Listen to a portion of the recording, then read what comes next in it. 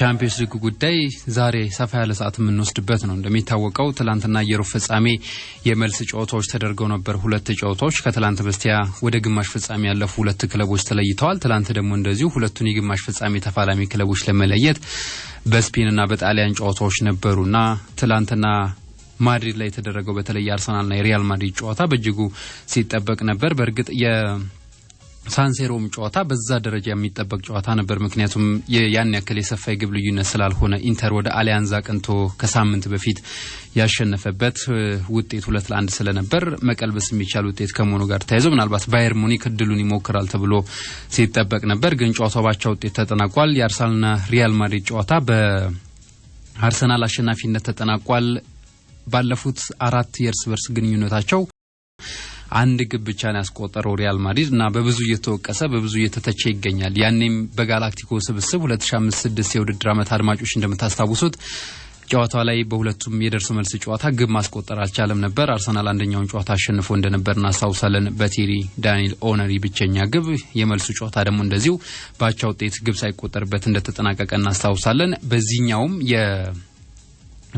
የሪያል ማድሪድ ያጥቂ መስመር ተጫዋቾች ከአንድ በላይ ግብ አላስቆጠሩም። ትላንትና ምስጋና ለሳሊባና ለዴቪድ ራያ ስተት ይሁንና ትላንትና ቪኒ ጁኒየር ነው በስተት የተገኘችውን ግብ ያስቆጠረው እናነሳለን። ከዛ ውጪ የፍጹም ቅጣት ምት ቡካዮ ሳካ ያመከነበት ምሽት ነበር። እዚህ ላይ አድማጮች በተለይ በትላንትናው የአውሮፓ ቻምፒየንስ ሊግ ሩብ ፍጻሜ በሁለቱም ጨዋታዎች ላይ ሐሳባችሁን ብታነሱ እንደዚሁም ጥያቄም ካላችሁ ብታነሱ ወደ እናንተ መልሼ ማድረስ ይሆናል። ከዛ ውጪ ዩሮፓ ሊግ የሩብ ፍጻሜ መልስ ጨዋታዎች ዛሬ ምሽት ይደረጋሉ። ማንቸስተር ዩናይትድ በሜዳው ሊዮንን የሚገጥምበት ጨዋታ ሰፋ ያለ ጊዜ ካለን እሱ ላይ የተወሰኑ ነጥቦችን ለማንሳት እንሞክራለን። ከዛ ውጪ የዩሮፓ ኮንፈረንስ ሊግ ጨዋታዎችም እንደዚሁ ይደረጋሉ። ሌሎች አጫጭር ጉዳዮችን ጨምረን ከአድማጮቻችን ሐሳብ ጋር እያዋዛን ምን ደርስ ይሆናል። የአውሮፓ ቻምፒየንስ ሊግ የሩብ ፍጻሜ ጨዋታ ትላንትና ተደርጓል። ሳንቲያጎ ቤርናቢው ላይ ሪያል ማድሪድን ከአርሰናል ያገናኘው ጨዋታ በአርሰናል አሸናፊነት ተጠናቋል 2-1 በሆነ ውጤት። ቪኒ ጁኒየር 76ኛው ደቂቃ ላይ የሪያል ማድሪድን መጽናኛ ግብ ያስቆጠረ ተጫዋች ነው። ቀደም ብሎ ቡካዮ ሳካ 65ኛው ደቂቃ ላይ ግብ አስቆጥሮ ነበር እና በ76ኛው ደቂቃ አቻ መሆን ችለው ነበር ሁለቱ ክለቦች። ከዛ ቀደም ብሎ ግን ቡካዮ ሳካ ፍጹም ቅጣት ምት አምክኗል። በጨዋታው የተገኘችውን ፍጹም ቅጣት ምት ማርቲኔሊ 90ኛው ደቂቃ ተጠናቆ በተጨማሪ 5 ደቂቃ ላይ 93ኛው ደቂቃ ላይ ግብ አስቆጥሮ አርሰናል ጨዋታውን 2-1 በሆነ ውጤት አሸንፏል። በድምር ውጤት አርሰናል ሪያል ማድሪድን 5-1 በሆነ ውጤት አሸንፎ ለግማሽ ፍጻሜ ደርሷል። ይሄ ሆነው ደግሞ ከ16 ዓመታት ጠበቃ በኋላ ነው አርሰናል ወደ ግማሽ ፍጻሜ ማለፉን ያረጋገጠው። በምሽቱ ጨዋታ ሪያል ማድሪድ 18 የግብ ሙከራዎችን አድርጎ ነበር። ከነዛ ውስጥ 3ቱ ኢላማቸውን የጠበቁ እንደነበሩ አይተናል። 37 በመቶ የኳስ ቁጥጥር ብልጫ የነበረውም ባለሜዳው ሪያል ማድሪድ ነበር። እንግዲህ ከሜዳም እንደነው ከጨዋታው አስቀድሞ ከሜዳው ውጪ የነበሩ ብዙ ማዋከቦች ብዙ የአርሰናልን ተጫዋቾች ጫናው ለመክተት የሚደረጉ እንቅስቃሴዎች ነበሩ። አርሰናል ግን በትላንትናው ጨዋታ በስነ ልቦና የተሻለው ክለብ እንደነበር አይተናል። በምሽቱ ጨዋታ በሜዳ ላይ እንቅስቃሴ አርሰናል 11 ሙከራዎችን ነው በተጋጣሚው ሪያል ማድሪድ ላይ ያደረገው።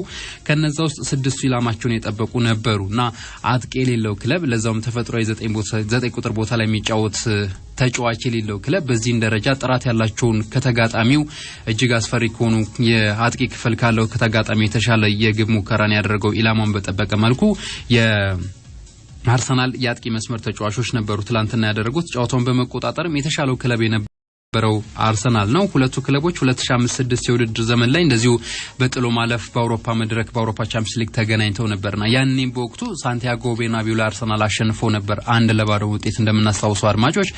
በቴሪ ኦነሪ ብቸኛ ግብ ነበር ያንን ጨዋታ ያሸነፈውና በመልሱ ጨዋታ ግን ኤምሬትስ ላይ 0-0 በሆነ ውጤት ተጠናቆ ጨዋታው አርሰናል በድምር ውጤት አሸንፎ ለሩብ ፍጻሜ እንደደረሰ እናስታውሳለን። ትላንትናም እንግዲህ በዚሁ መድረክ በሩብ ፍጻሜ ዳግም ቤርናቢው ላይ አርሰናል አሸንፏል። ከዛ በፊት ግን በትላንትናው ጨዋታ በተለይ በቫር የመልሶ እይታ የተሻሩ የግብ አጋጣሚዎቹ ነበሩ። ሪያል ማድሪዶች ግብ አስቆጥረው ነበር በኤምባፔ አማካኝነት፣ ግን ከጨዋታ ውጪ በሚል ምክንያት ግቡ ሳይጸድቅ ቀርቷል። አርሰናል እንግዲህ በሁለቱ ክለቦች በተለይም ደግሞ በሩብ ፍጻሜ ሲገናኙ ትላንትና በመድረኩ ለመጀመሪያ ጊዜ ነው። ያው በመድረኩ ብዙም የመገናኘት ታሪክ የላቸውም እውነት ለመናገር በመድረኩ እንዳላቸው ተሳትፎ በተለይ ሪያል ማድሪድ እንዳለው የረጅም ዓመታት የዋንጫው አሸናፊነት አርሰናል ጋር ብዙ የመገናኘት እድሉ አልነበራቸውም። ግን በተገናኙበት አጋጣሚ ሁሉ አንድም ጨዋታ ላይ ማሸነፍ አልቻለም። ያው ሁለት ጊዜ ተገናኝተዋል በደርሶ መልስ ሲሆን አራት ጨዋታ እንደማለት ነው። ስለዚህ በአራቱ ጨዋታዎች ላይ ያለው ውጤት ደካማ ነው። ከዛም ይበልጥ 7 ግቦች ተቆጥረዋል በሁለቱ ክለቦች የእርስ በርስ ግንኙነት ባለፉት አራት ጨዋታዎች 7 ግቦች ሲቆጠሩ አንድ ግብ ብቻ ነው ትላንትና በአርሰናል መረብ ላይ በቪኒሲየስ ጁኒየር አማካይነት ሪያል ማድሪድ ማስቆጠር የቻለው። አርሰናል 3-0 በሆነ ውጤት የመጀመሪያውን ጨዋታ አሸነፈ በዚህ አመት። ትላንት ደግሞ እንደዚሁ 2-0 ውጤት አሸንፎ ወደ ሩብ ፍጻሜ ወደ ግማሽ ፍጻሜ የገባበት ውጤት ሆኗል። በትላንትናው ጨዋታ አርሰናል በሪያል ማድሪድ ላይ ብልጫ የወሰደባቸው ነጥቦች በተወሰነ መልኩ ለማንሳት ያከል በደጋፊዎች ድባብ ጫና ውስጥ ለመክተት ሲደረግ ነበር። የአርሰናል ተጫዋቾች ግን በዛ ጫና ውስጥ አልወደቁም። የአርሰናል ተጫዋቾች ከዛ ውጭ ተጫዋቾች ትኩረታቸውን እንዳላጡ በሜዳ ላይ እንቅስቃሴ ተመልክተን ነበር። እንግዲህ ትላንቱን የአርሰናልና ሪያል ማድሪድ ጨዋታን ቀደም ብሎ ከሜዳው ውጪ የነበረውን እንቅስቃሴ የተመለከተ ተመልካች መቼም በተለይ የአርሰናል ደጋፊዎች ልባቸው በፍርሃት ሊርድ እንደሚችል ምንም ጥያቄ የለውም። ግን ያንን አልተመለከትንም። በተጫዋቾቹ ላይ እያንዳንዱ በሜዳ ላይ የነበራቸው ጨዋታ እንቅስቃሴ ይሄ ጫና ውስጥ እንዳልከተታቸው ስንመለከት ነበር። ከዛ ውጪ በአእምሮና አካል ብቃት ዝግጁነታቸው ከፍ ያለ እንደነበር በትላንትናው ጨዋታ ተመልክተናል። ምናልባት በቻምፒየንስ ሊግ በዘመን አርሰን ቬንገርም አርሰናል በተደጋጋሚ ሩብ ፍጻሜ ከዛ ውጪ የግማሽ ፍጻሜ ተሳትፎ ታሪክ እንዳለው እናውቃለን። ግን በሚያደርጋቸው እያንዳንዱ ጨዋታ በአካል ብቃት ሊበለጥ ይችላል። ከዛ ውጪ በአእምሮ በብዙ የሚበለጥበትን የጨዋታ አጋጣሚ ተመልክተን ነበር። የሚኬል አርቴታው አርሰናል ግን የሚለየው በዚህ የአካል ብቃትና የአእምሮ ዝግጁነት ነው። በእያንዳንዱ ጨዋታ ግብ ይቆጠርበትም መልሶ ግብ ለማስቆጠር እንደሚችል በእያንዳንዱ ጨዋታ እንቅስቃሴ ስንመለከት ነበር። በአውሮፓ ቻምፒየንስ ሊግ ብቻ ሳይሆን ሊጉም በተለያዩ ትልልቅ መድረኮች ላይ አርሰናል የተሻለ የአእምሮ ጥንካሬ እንዳለው እየተመለከተ ነው የምንገኘው። ይሄ ደግሞ የአርሰናል የአሰልጣኝ የቡድን አባላት ይሄንን እያደረጉ እንዳለ እየተመለከተ ነው የምንገኘው። በምሽቱ ጨዋታ የሪያል ማድሪድ የአጥቂ ክፍልን እስኪ በዚህ ውድድር ዓመት ያለውን ቁጥር እንመልከት። እንግዲህ ሁለቱ በተለይ በማጥቃትና በመከላከል ሊነጻጸሩ ይችላል ይሆናል እንጂ በየቦታ ካነጻጸርናቸው ፍጹም የማይገናኙና በተለያየ የመራራቅ ደረጃ ላይ የሚገኙ ናቸው። ኪሊያን ምባፔ፣ ቪኒ ጁኒየር እንደዚሁ ሮድሪጎና ቤሊንግሃምን የሚያጣምረው የሪያል ማድሪድ አጥቂ ክፍል በአጠቃላይ 78 ግቦችን አስቆጥሯል በዚህ ውድድር ዓመት። ኪሊያን ምባፔ ለብቻው 32 ግቦችን አስቆጥሯል በሁሉም ውድድሮች። ቪኒ ጁኒየር 21 ግቦችን አስቆጥሯል። ሮድሪጎሽ እንደዚሁ 14 ግቦችን አስቆጥሯል። ቤሊንግሃም ከነሱ ጀርባ ሆኖ ሁሉን ነገር ለነሱ የሚያመቻቸው ተጫዋች 11 ግቦችን አስቆጥሯል። የግብ ተሳትፏቸው ሳይሆን እንዳጠቃላይ ያስቆጠሯቸው ግቦች ብቻና በድምሩ 78 ግቦችን ያስቆጠረ የአጥቂ መስመር ተጫዋቾች ያሉት እና የአጥቂ ክፍል ያለው ክለብ ነው። አርሰናልን በዚህ ውድድር ዓመት ከተመለከትን ጉዳት ላይ የሚገኘው ካይ ሃቨርት ነው ብዙ ግቦችን ያስቆጠረው ተጫዋች 9 ግቦችን ነው እሱ የሚያስቆጠረው። ምናልባት መጨረሻ ላይ ካለው ከቤሊንግሃም ትንሽ ግብ ካስቆጠረው ከሪያል ማድሪድ አጥቂ ክፍል ተጫዋቾች እንኳን በ3 ያነሰ ግብ ተሳትፎ በሁለት ግቦች ያነሰ ተሳትፎ ነው ያለው ከቤሊንግሃም። ካይ ሃቨርት የአርሰናል ትልቁ ግብ አስቆጣሪ ወይ ደግሞ የዚህ ውድድር ዓመት ብዙ ግቦችን ያስቆጠረ ተጫዋች። ከዛ ውጪ ማርቲኔሊ 6 አለው። ሜሪኖ እንደዚሁ ቡካዮ ሳካ 6 ግቦችን ያስቆጠሩ ተጫዋቾች ናቸው በዚህ ውድድር ዓመት። ትሮሳርድ ነው 5 ግቦችን በማስቆጠር ከነሱ ተከትሎ ያለው። በአጠቃላይ ብንደምረው 32 ነው የአምስቱ ተጫዋቾች እና ቢደመርና ቢካፈል ከሪያል ማድሪድ ያጥቂ ክፍል በግማሽ እንኳን የማይደርስ ነው የአርሰናል ግብ የማስቆጠር ንጻሬ በዚህ ውድድር ዓመት ያጥቂ ክፍሉ። ስለዚህ እንደዚህ አይነት በተቃራኒ ደረጃ ላይ የሚገኙ ግን ደግሞ በዚህ በተለይ በዘመናዊ እግር ኳስ ያጥቂ መስመሮች ተጫዋቾችን ብቻ ጠብቆ ግብ እንደማይገኝ በአርሰናል ማየት የሚቻል ይመስለኛል። ትላንትና የተሳካ ምሽትን ነበር ያሳለፈው አርሰናል። ሚኬል አርቴታ ከጨዋታው አስቀድሞ ተደጋጋሚ ሲያነሳ እንደነበረው ጨዋታው በኤምሬትስ አላለቀም፣ ቤርናቢው ላይ ትልቅ ፈተና ይጠብቀናል፣ ለዛ ዝግጁ መሆን አለብን የሚል ሐሳብ ሲያነሳ ነበር። ትላንትና ተጫዋቾቹ ከሁሉም ነገር ርቀው ትኩረታቸውን ጨዋታ ላይ በማድረግ ጨዋታውን በአሸናፊነት ተወጥቷል። የአርሰናል ደጋፊዎች መቼም ማይረሱት ምሽት ነው ትላንትና። ምናልባት ሰው በትዝታ 20 ዓመታትን ይኖራል ይባላል አይደል? ወይ ደግሞ 20%ን ይቅርታ 20%ን በትዝታ ይኖራል ይባላል ካለው እድሜ ላይ አርሰናሎች 20%ን መኖር ካለባቸው የትላንትናው አንደኛው ትውስታቸው ውስጥ የሚኖር ይመስለኛል። ወደ ኋላ በትውስታ ብዙውን ጊዜ በ20% ይሰላል ሲኖርና ሳይንሱ እንደሚለው ከሆነ የአርሰናል ደጋፊዎች የማይረሱት ምሽትን ትላንትና አሳልፈዋል። የአውሮፓ ቻምፒየንስ ሊግ የሩብ ፍጻሜ የመልስ ጨዋታ ሳንቲያጎ ቤርናቢው ለዛውም ተዘግቶ በተደረገው ስቴዲየም ትላንትና አርሰናል 2-1 በሆነ ውጤት አሸንፎ በድምር ውጤት 5-1 ሪያል ማድሪድን የቻምፒየንስ ሊጉን ንጉስ ረቶ ወደ ግማሽ ፍጻሜ መግባቱን አረጋግጧል። ይሄንን የመድፈኞቹ ሰራዊት ከ16 ዓመታት በኋላ ነው ያሳኩት እና ብዙ ማለት ይቻል ይሆናል፣ ግን ሰዓት ላይ በቃን ይቻላል ላይችል ይሆናል። ቡካዮ ሳካ አምስተኛው ደቂቃ ላይ ማርቲኔሊ 93ኛው ደቂቃ ላይ በተጨማሪ ደቂቃ ግቦችን አስቆጥረዋል ለአርሰናል። ሪያል ማድሪድ በቪጂኒየር አማካይነት የመጽናኛውን ግብ አግኝቷል ትላንት ምሽት። ባለፉት አራት የእርስ በርስ ግንኙነታቸው ትላንትና ለመጀመሪያ ጊዜ ሪያል ማድሪዶች ግብ አስቆጥረዋል በአርሰናል ላይ። በመድረኩ አራተኛ ግንኙነታቸው ነበር ትላንትና። ባለፉት የሶስት የእርስ በርስ ግንኙነት በአጠቃላይ ደግሞ በአራቱ 7 ግቦች ናቸው የተቆጠሩት። ከነዚህ ውስጥ አንድ ግብ ብቻ ነው 8 ግቦች ተቆጥረዋል።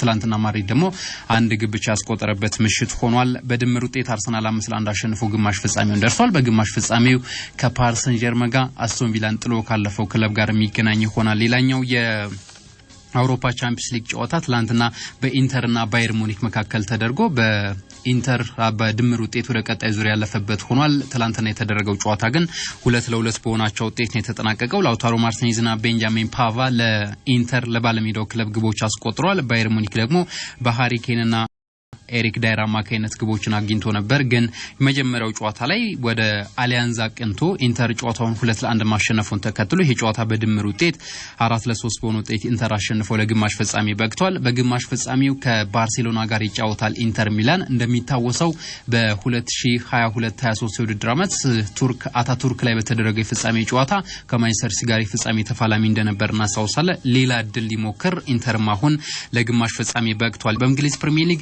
የ29ኛ ሳምንት አንድ ጨዋታ ትላንትና ምሽት ተደርጎ ነበር። ሴንት ጄምስ ፓርክ ላይ ኒውካስል ዩናይትድን ከክሪስታል ፓላስ ያገናኘው ጨዋታ ፍጹም በሆነ በኒውካስል ዩናይትድ የበላይነት ተጠናቋል። 5-0 ውጤት ይህንን ጨዋታ አሸንፈዋል። ካይ መርፊ ጃኮብ መርፊ፣ ማርክ ጉዌ በራሱ ላይ፣ ሃርቪ ባርነስ እንደዚሁ ፋቢያን ሻርና አይዛክ ግቦቹን አስቆጥረዋል። አሌክሳንደር አይዛክ ስዊድናዊው ትውልድ በዜግነት ኤርትራዊ በትውልድ ኤርትራዊ እንደዚሁ ከኤርትራ የዘር ሐረጉ የሚመዘዘው ተጫዋች 20ኛ የፕሪሚየር ሊግ ግቡን አስቆጥሯል እና በከፍተኛ ግብ አስቆጣሪ ተፎካካሪነቱም ውስጥ ቀጥሏል። 27 ግቦች ያሉት መሐመድ ሳላ፣ ከዛ ውጪ ሃላንድ እንደዚሁ 21 ግቦችን ይዞ ይከተላል። ሶስተኛው ከፍተኛ ግብ አስቆጣሪ ደግሞ አሌክሳንደር አይዛክ ሆኗል። ኒውካስል በሁሉም መመዘኛ በትላንትናው ጨዋታ ብልጫ ነበረው። ውጤቱን ተከትሎም 59 ነጥቦች ላይ ደርሷል። ኒውካስል በቀጣዩ ውድድር ዓመት በአውሮፓ ቻምፒየንስ ሊግ የመሳተፍ ህልሙን ለማሳካት ምናልባት በቀሪዎቹ ሳምንታት ላይ ጥቂት የሚባሉ ነጥቦችን ማግኘት በቂው ሊሆን ይችላል። ከኖቲንጋም ፎረስት 3ኛ ደረጃን ተቀብሏል። ትላንትና ክሪስታል ፓላስ በሳምንቱ እንግዲህ 10 ግቦች ተቆጥሮበታል በተከታታይ በአራት ቀናት ልዩነት። ባለፈው ቅዳሜ በማንቸስተር ሲቲ እንደዚሁ 5 ግቦች ተቆጥሮበት እንደተሸነፈ እናስታውሳለን። 12ኛ ደረጃ ላይ ተቀምጧል። የአውሮፓ ሊግ ሩብ ፍጻሜ ጨዋታዎች ዛሬ ይደረጋሉ። ማንቸስተር ዩናይትድ ከሊዮን ምሽት 4 ሰዓት የሚያደርጉት ጨዋታ ይጠበቃል። የመጀመሪያው ጨዋታ 2-2 በሆናቸው ውጤት መጠናቀቁ እናስታውሳለን። በእርግጥ ከሜዳ ውጪ ግብ ማስቆጠር ወይም ደግሞ ምንም ነገሮች ማድረግ ላያስፈልግ ይችል ይሆናል። ማሸነፍና የጎል ንጻሬው በመልሱ ጨዋታ ላይ ሊያገለግል ይችል ይሆናል እንጂ ከሜዳ ውጪ ግብ አስቆጠርሽ አላስቆጠርሽ ብዙ ግብ ሆናል አይደለም። ትርጉሙ ማሸነፍ ነው በዚህኛው በአዲሱ የአውሮፓ ህግ ማለት ነው። 2-2 በሆናቸው ውጤት ተጠናቋል። በዛሬው ጨዋታ ላይ አንድሬ ኦናና ወደ ግብ ጠባቂነቱ ይመለሳል ተብሎ ይጠበቃል። በሳምንቱ አጋማሽ በሊጉ በኒውካስል በተሸነፉበት ጨዋታ የግብ ጠባቂ ለውጥ አድርገው እንደነበር እናስታውሳለን ሩበን አሞሪም። ዛሬ ግን በግብ ጠባቂነት አንድሬ ኦናና ይሰለፋል ብለዋል። ፍራንክፈርት ከቶትናም ምሽት 4 ሰዓት የሚደረግ ሌላኛው የሩብ ፍጻሜ መልስ ጨዋታ ነው። 1-1 ነው የመጀመሪያው ጨዋታ የተጠናቀቀው። ላዚዮ ከቦዶ ግሊምት ሌላኛው ተጠባቂ ጨዋታ ነው። በመጀመሪያው ጨዋታ የኖርዌዩ ክለብ 2-0 ውጤት አሸንፏል። ስለዚህ ከተጋጣሚው የተሻለ ወደ ቀጣዩ ዙር ማለፍ እድልን ይዞ ነው ዛሬ ጨዋታውን የሚያደርገው። አትሌቲክ ቢልባኦ ከሬንጀርስ ከዜሮ ነው የሚጀምሩት። ምክንያቱም የመጀመሪያው ጨዋታ 0-0 የተጠናቀቀ መሆኑን ተከትሎ በዩሮፓ ኮንፈረንስ ሊግ ሩብ ፍጻሜ ጨዋታዎችም ተደርገው ነበር። ቼልሲ ይደረጋሉ ዛሬ። ቼልሲ ሌጋ ቫርሶቭን ወደ ፖላንድ አቅንቶ ባለፈው ሳምንት 3-0 አሸንፎ እንደተመለሰ እናስታውሳለን። ዛሬ በስታንፎርድ ብሪጅ 3-0 የበላይነትን ይዞ ነው ጨዋታውን የሚያደርገው። አቻ መውጣት በጠባብ የግብ ልዩነት መሸነፍ ቼልሲን ለሩብ ፍጻሜ ለግማሽ ፍጻሜ የሚያበቃው ይሆናል። ፊዮረንቲና ከሴሊያ ከስሎቫኒያው ክለብ ጋር የሚያደርጉ ጨዋታም እንደዚሁ ይጠበቃል። የመጀመሪያው ጨዋታ በጣሊያኑ ክለብ ፊዮረንቲና 2-1 አሸናፊነት የተጠናቀቀ ነው። ከዛ ውጪ ራፒድ ቬና ከጆርጌንስ የሚያደርጉት ከስዊድኑ ክለብ ጋር የሚያደርጉትም ጨዋታ በዩሮፓ ኮንፈረንስ ሊግ የሩብ ፍጻሜ ምስ ጨዋታ ይጠበቃል። የኢትዮጵያ ፕሪሚየር ሊግ 25ኛ ሳምንት ጨዋታ ትላንትና ተደርጓል። የ25ኛ ሳምንት የመጨረሻ ቀን ጨዋታዎች ናቸው ትላንትና የተደረጉት። ግን አንደኛው ጨዋታ አልተደረገም። በእርግጥ በሐዋሳ በጣለው ከባድ ዝናብ ምክንያት ወደ ሌላ ጊዜ ተላልፏል ጨዋታው። ትላንትና ኢትዮጵያ መድን ከአዳማ ከተማ ያደረጉት የቀን 9 ሰዓቱ ጨዋታ በኢትዮጵያ መድን አሸናፊነት ተጠናቋል። 3-1 በሆነ ውጤት ኢትዮጵያ መድን ይሄንን ጨዋታ አሸንፏል። ብዙ ትርጉሞች ነበሩት ለሁለቱም ክለቦች የዚህ ጨዋታን ማሸነፍ እና ትላንትና የተሳካለት ኢትዮጵያ መድን ነው። በእርግጥ ከጨዋታው አስቀድሞም እንዲሁ እንደው ትንቢያዎች ሲሰጡ ለኢትዮጵያ መድን ቀድመ ግምቱ ይሰጥ ነበር አሸናፊነቱ ምክንያቱም ኢትዮጵያ መድን ዘንድሮ በሊጉ ያሳያለው እንቅስቃሴ በጣም አመርቂና አስደሳች ከመሆኑ ጋር ተያይዞና ጠንካራ ከመሆኑ ጋር ተያይዞ እንዳጠቃላይ እንደ ቡድን በዛ በተቃራኒው ደግሞ አዳማ ከተማ የወረደ ክለብ ወይም ደግሞ ይሄ ምንድነው ካለፉት ጊዜያት በብቃትም በብዙ ነገሮችም ወርዶ እየተመለከተና ያለው ነው ክለብ ነው ስለዚህ ቀድሞ ከጨዋታው በፊት በሚሰጡ ግምቶች ኢትዮጵያ መድን ተቸግሮም ቢሆን እንኳን ምናልባት እንደው ያዳማ ከተማ ጥንካሬ ካለ ተቸግሮም ቢሆን እንኳን ኢትዮጵያ መድን ጨዋታውን ያሸንፋል ተብሎ ሲገመት ነበር እንደተባለውም እንግዲህ 3 ግቦችን አስቆጥሮ ኢትዮጵያ መድን ያን ያክል እንደተፈራው ሳይቸገርም ጭምር ነው ጨዋታውን 3-1 በሆነ ውጤት ያሸነፈው መሐመድ አበራ ሃይደር ሸረፋና ያሬድ ካሴ የኢትዮጵያ መድንን ያሸናፊነት ግቦች አስቆጠሩ ተጫዋቾች ናቸው ስንታየው መንግስቱ ደግሞ አዳማ ከተማን ከባዶ መሸነፍ ያዳነች ብቸኛ ግብ ያስቆጠረ ተጫዋች ነው ኢትዮጵያ መድን የአመቱን 14ኛ ድል ነው ትላንትና ያሳካውና በሱ ደረጃ ብዙ ጨዋታዎችን ያሸነፈ ክለብ የለም እና ትላንት የዚህኛውን ድል ማግኘቱን ተከትሎ የሊግ መሪነቱን የበለጠ ያጠናከረበት ውጤት ሆኗል 48 ነጥቦች ላይ ደርሷል ተከታይ ኢትዮጵያ መድን ጋር ያለው ነጥብ ልዩነት ወደ 9 ሰፍቷልና ያው በኢትዮጵያ ፕሪሚየር ሊግ ምናልባት ሁለት ተከታታይ ጨዋታዎች ላይ ነጥብ ቢጣል ተከታይ ላይ ያለው ክለብ ሊደርስበት ይችላል ስለዚህ አሰልጣኙም ከጨዋታው በኋላ የሰጡት አስተያየት ከዚሁ ጋር የሚቀራረብ ሐሳብ ነው አሰልጣኝ ገብረመድህን ኃይሌ ከጨዋታው መጠናቀቅ በኋላ በአስቸጋሪ የአየር ሁኔታ ውስጥ ነበር ጨዋታውን ያደረግነውና በተለይም ደግሞ ያገኘናቸውን አጋጣሚዎች በአግባቡ መጠቀማችን እንዳንቸገር አድርጎናል የሚል ሐሳብ አንስተዋል አሁን በመካከላችን በተለይ ከኢትዮጵያ ቡና ጋር ከተከታዩ ክለብ ጋር ያለ ነጥብ ልዩነት 9 ነው ግን ያን ያክል የሚያኩራራ አይደለም ቀሪ 11 ሳምንታቶች አሉ በእነዚህ ላይ ትኩረታችንን አድርገን ጨዋታዎችን ማሸነፍ ይጠበቅብናል የተሻሉ ነጥቦችን መሰብሰብ ይገባናል የሚል ሐሳብ አንስተዋል አዳማ ከተማ የአመቱ 12ኛ ሽንፈቱ ነው ትላንትና በ21 ነጥብ አሁንም ወራጅ ቀጠና ውስጥ 16ኛ ደረጃ ላይ ያለ ክለብ ነው ምናልባት በቅርብ አመታት ኢትዮጵያ አዳማ ከተማ በኢትዮጵያ ፕሪሚየር ሊግ ከሚሳተፉ ክለቦች በጣም አስቸጋሪው በተለይ በመከላከል ክለቦች ግብ ሊያስቆጥሩበት የማይችሉ ጠንካራ የመከላከል አደረጃጀት ያለው ክለብ እንደሆነ ይታወቃል በተለይ በቀድሞ አሰልጣኙ ይታገሱ እንዳለ በጣም ጠንካራ የመከላከል አደረጃጀት ያለው ክለብ እንደሆነ ለትልልቆቹ ክለቦችም ፈታኝ ነጥብ የሚያስጥልና ብዙዎቹ ከአዳማ ጋር መጫወት የማይፈልጉ በተለይ መሪ ስፍራ ላይ የሚገኙ ክለቦች ከአዳማ ጋር በሚያደርጉ ጨዋታ ያሰላለፍ የተጫዋች ለውጥ ሁላ የሚያደርጉበት ክለብ እንደነበር ስንመለከት ነበር ባለፉት የኢትዮጵያ ፕሪሚየር ሊግ አመታት ላይ ግን ትላንትና በዚህኛው ውድድር አመት ብቻ ሳይሆን ትላንትና በእጅጉ የተቀዛቀዘውን የተዳከመውን አዳማ ከተማ ተመልክተናል ወራጅ ቀጠና ውስጥ ካሉ ክለቦች ከከሱ ጋር በነጥብ የሚቀራረቡ ክለቦች ሆነዋል ለወራጅ ቀጠና ይቀርበ ከወራጅ ቀጠና በላይ ካሉት ይልቅ ለወራጅ ቀጠና እንደነ ወልዋሎ አዲግራት ዩኒቨርሲቲና ሱል ሽረ የቀረበ ነጥብ ነው ያለው ለምሳሌ በ26ኛ ሳምንት በቀጣይ ሳምንት በሚደረጉ ጨዋታዎች ሱል ሽረና ወልዋሎ አዲግራት የሚያሸንፉ ከሆነ በተለይ ሱል ሽረ የሚያሸንፍ ከሆነ እና አዳማ ከተማ የሚያሸንፍ ከሆነ ደረጃ ለውጦች ይኖራሉ አዳማ ከተማ ወደ 17ኛ ደረጃ ይወርዳል እንደዚሁ ሱል ሽረ ደግሞ የሚያሸንፍ ከሆነ አዳማ ከተማን በልጦ የሚቀመጥበት አጋጣሚ ይፈጠራልና ያም ሆኖ ግን ሁለቱም በተለይ የአዳማ ከተማ የጨዋታ ውጤት የማይስተካከል ከሆነ ነው አብዲ ቡሉ ከጨዋታው በኋላ አስተያየታቸውን ሰጥተው ነበር በተለይ የአዳማ ከተማ አሰልጣኝ ማለት ነው በጨዋታው ያገኘነውን አጋጣሚ አለመጠቀማችን ዋጋ አስከፍሎናል በመጀመሪያው 45 የነበረንን የጭሩ የሚባል የጨዋታ እንቅስቃሴ በሁለተኛው አጋማሽ መድገም አልቻልንም ለተጋጣሚዎቻችን ስህተቶችን ስንፈጥርና እድሎችን ስንፈጥር ነበር ያ ዋጋ አስከፍሎናል በቀጣይ መርሃ ግብሮች አሻሽለን በሊጉ ለመቆየት የተቻለንን ሁሉ እናደርጋለን የሚል ሐሳብ አንስተዋል ድሬዳዋ ከተማ ከኢትዮ ኤሌክትሪክ ሊያደርጉት የነበረው ጨዋታ ቀደም ሲል መግቢያችን ላይ እንዳነሳውት በከባድ ዝናብ ምክንያት የተራዘመ ተጫዋች ሆኗል እንግዲህ ወቅቱ የኢትዮጵያ የበልግ ወቅት የሚገባበት ወይም ደግሞ የበልግ ወቅት ነው ስለዚህ በተለያዩ አካባቢዎች ከፍተኛ የሆነ ዝናብ ይዘንባል እንግዲህ በሐዋሳም ባለፉት አመታት ተመልክተናል ከፍተኛ የሆነ ዝናብ ጨዋታዎችን ሲያራዝም ያ ደግሞ በዋናነት እንግዲህ በተደጋጋሚ ስናነሳ የነበረው የሜዳ ችግር እንደሆነ ይታወቃል ትላንትና በዚህ ከባድ ዝናብ ምክንያት የድሬዳዋ ከተማና ኢትዮ ኤሌክትሪክ ጨዋታ ተራዝሟል